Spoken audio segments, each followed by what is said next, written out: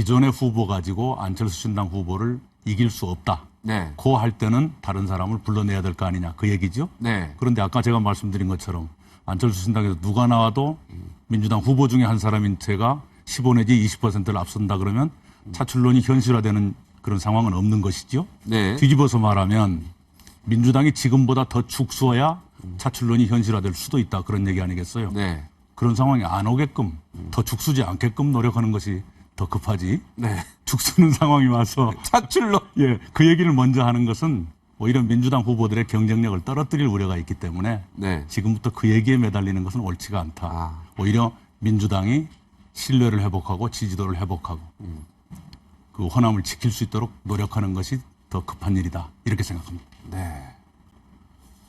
네. 박지원 의원의 이야기를 잠시 후에 좀 들어봐야 되겠네요. 근데 지난 1년을 보면 참 이게 답답한 게 NLL을 무슨 사초 가지고 난리를 치고요.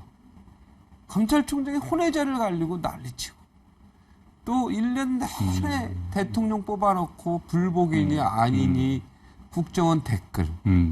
사실 뭐 이런 이야기 하면 그렇지만 어느 정권이든 다음 정권한테 자기네 그 정권의 자기네 당을 물려주기 위해서 알게 모르게 조금의 도움은 줬던 것이 그동안 사실 뭐 옛날에 노태우 대통령, 전두환 대통령이 노태우 할 때는 너무 많이 지원해줬고, 그죠? 노태우 대통령이 김영삼 대통령 될 때도 사실 알게 모르게 잘은 모르겠지만 저도 그때 뭐 군대 있었고 그랬지만 지원을 많이 해줬고요. 그죠? 뭔지 모르겠지만 다음 정권으로 넘어갈 때 DJ 정부도 노무현 정부한테 넘어갈 때 알게 모른 게 뭔가 지원을 해줬을 겁니다. 마음으로라도. 그죠? 근데 이제 사실 이명박 정부에서 박근혜 정부 지지할 때 이 댓글이 이제 나와가지고 이게 이제 굉장히 1년 동안 어떻게 보면 전체 발목을 다 잡고 있었던 부분이 안타깝습니다. 자, 아직도 특검 이야기가 나오고 있는데요. 어떻습니까? 박근혜 정부를 위해서도 이 문제는 빨리 정리되는 것이 좋고요. 빨리 정리되려면 특검을 통해서 털어버리는 그것도 현명한 방법이라고 생각해요. 정말 그렇게 박근혜 정부를 위해서도 좋다고 생각합니다. 이걸 자꾸 미루어 갈수록 그동안에 미루고 축소하고 왜곡하고 하려다 보니까 네. 이명박 정부 시대의 일로 끝날 일이 박근혜 정부의 문제인 것처럼 돼버렸어요. 네. 왜 그 덤터기를 껴안으려고 그러는지 모르겠어요. 빨리 털어버리면 됐을 거 아니에요. 네, 빨리 받아들이고. 그럼요. 그럼요. 네, 알겠습니다. 예, 기왕에 국정원법도 이번에 개정이 되고 국정원 개혁도 이제 입법화가 됐으니까 문제가 있었다면 그것 특검으로 털어버리는 것이 네. 과거의 지문에서 벗어나는 길이죠. 자, 이제 전남도지사가 되면 내가 정말 요것만은 하겠다.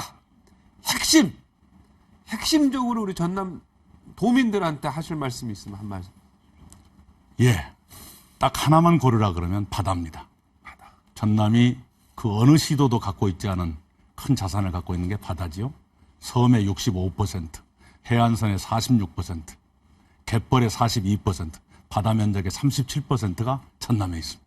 그걸 활용한 여러 가지 것들, 수산, 관광, 물류, 해양 플랜트까지, 바이오 에너지까지 이것이 전남이 승부를 걸 만한 분야라고 생각합니다. 제가 한번 승부를 걸어보겠습니다. 경제도지사가 되겠다 이런 얘기네. 좋습니다. 전남의 경제를 활성화시키는 그것도 관광, 수산 이쪽 방향에서 무언가 글로벌 경쟁력을 찾아서 그죠? 그거죠? 예.